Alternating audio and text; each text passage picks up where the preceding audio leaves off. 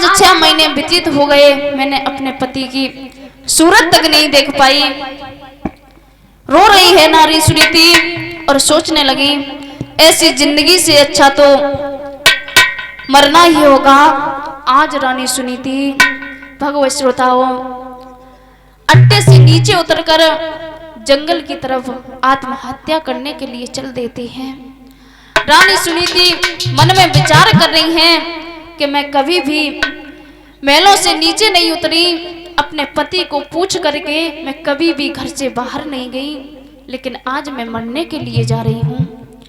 रानी सुनीति जंगल में जा रही हैं और अपने समय को याद कर रही हैं।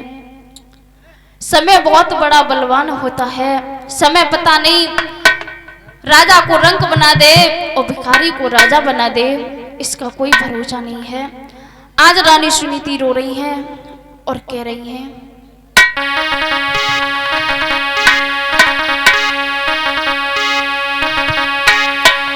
सुनीति रोए रही वन में, सुनीति रोए रही वन में, कर कर समय अपने की याद।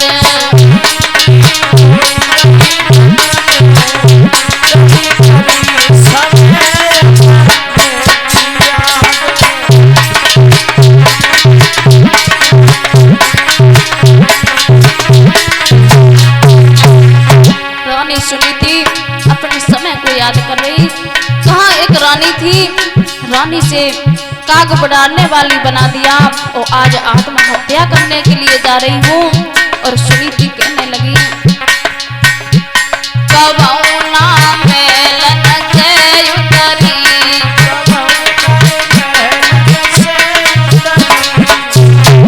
कबहुना मेलन से उतरी,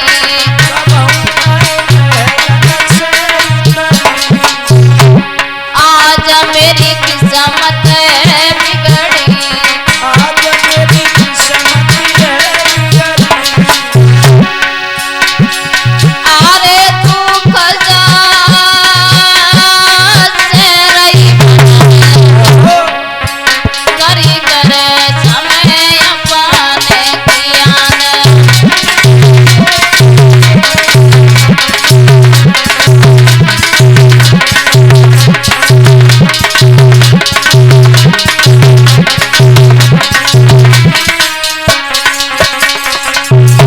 सुनीति रोए रही वन में, करी करे समय अपने की याद।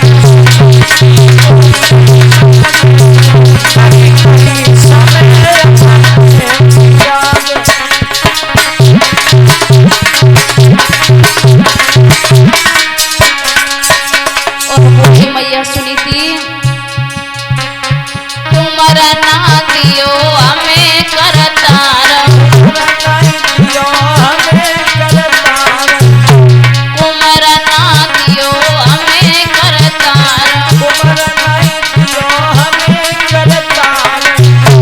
छूट गए मुँह से मेरे भरतार, छूट गए मुँह से मेरे भरतार,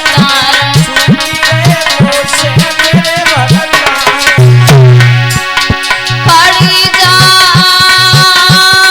रोए रही वन में, खड़ी जा रोए रही वन में, करी करे समय अपने की याद।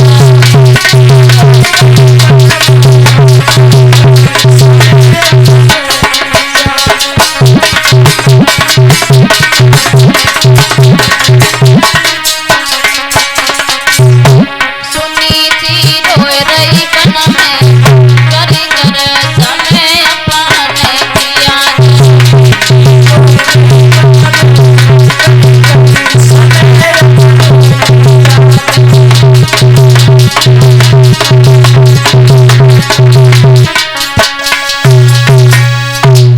आज मैया सुनीति अपने समय को याद करके रो रही हैं।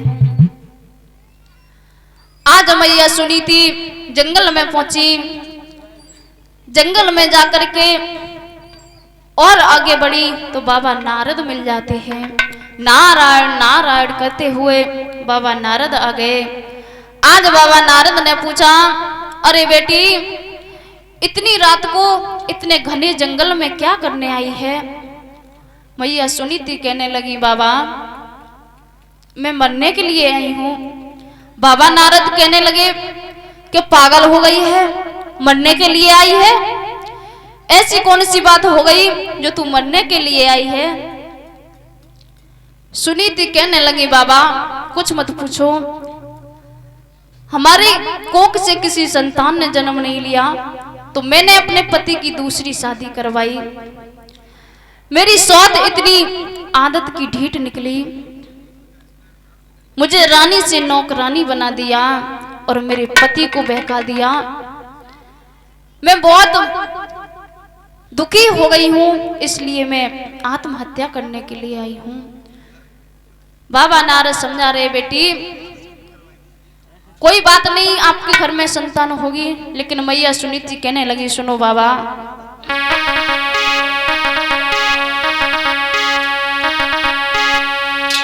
अरे गई उम्र सब बीत भयो ना कोई तारी।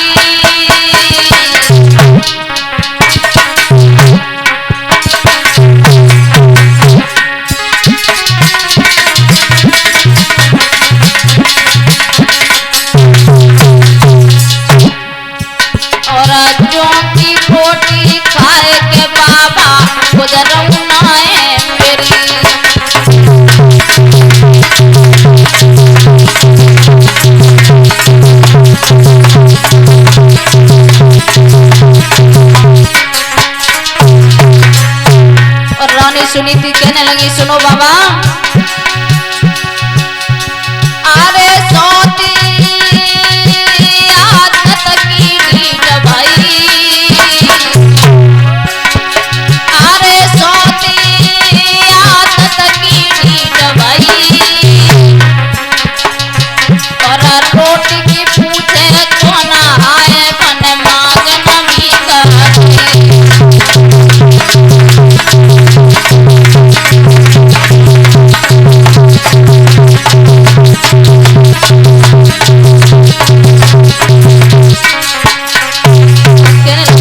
सुनीति सुनो बाबा अरे राज में मरवे को आई, अरे राज में मरवे को आई, और नारद रे समझाए नारे गैया सी टकराई।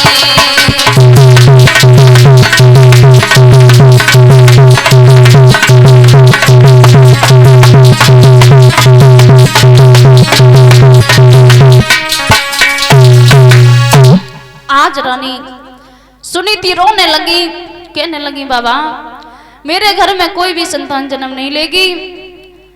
आज 6 महीने व्यतीत हो गए, मैंने अपने पति की सूरत तक नहीं देखी, कैसे मेरे घर में संतान जन्म लेगी? बाबा नारद समझा रहे हैं, कहने लगे, बेटी तसल्ली रखो, आपके घर में अवश्य संतान जन्म लेगी। आज बाबा नारद समझा रहे हैं और कहने लगे, सुनो बेटी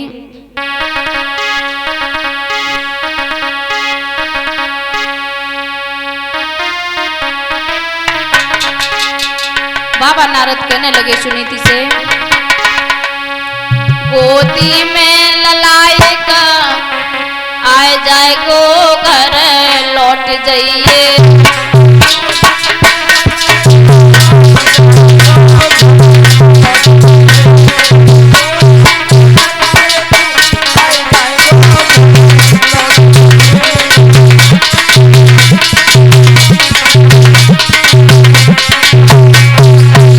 बाबा नारद कहने लगे, मेरी बात मानो सुनीति, गोदी में खिलौना आ जाए को घर लौट जाइए।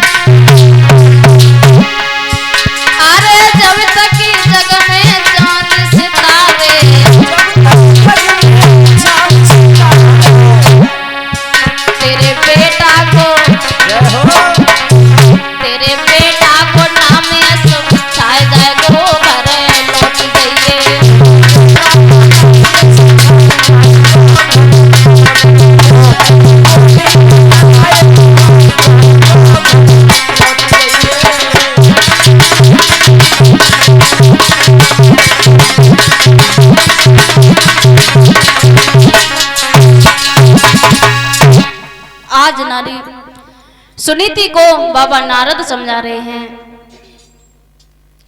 लेकिन मैया सुनीति नहीं मान रही। बाबा नारद कहने लगे, एक काम करो, ये कुआं भी यही, ये जंगल भी यही, आप जब चाहो तब इसमें दोबारा गिर जाना। कम से कम 1 साल तक मेरी बात पर विश्वास रखो और इंतजार कर लो, दोबारा आके फिर मर जाना। सुनीति कहने लगी, बाबा मैं आपकी बात बिल्कुल नहीं मान सकती, क्योंकि मुझे 6 महीने हो गए, मैंने अपने पति की सूरत नहीं देखी, कैसे बेटा पैदा होगा, आप ही बताओ बाबा। बाबा नारद कहने लगे, विश्वास करो बेटी, लेकिन मैया सुनीति विश्वास करने के लिए तैयार नहीं और कहने लगी, सुनीति सुनो बाबा,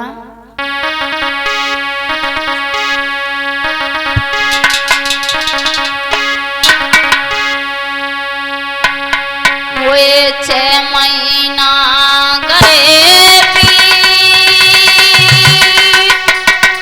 पति की सूरत न लख पाई रे।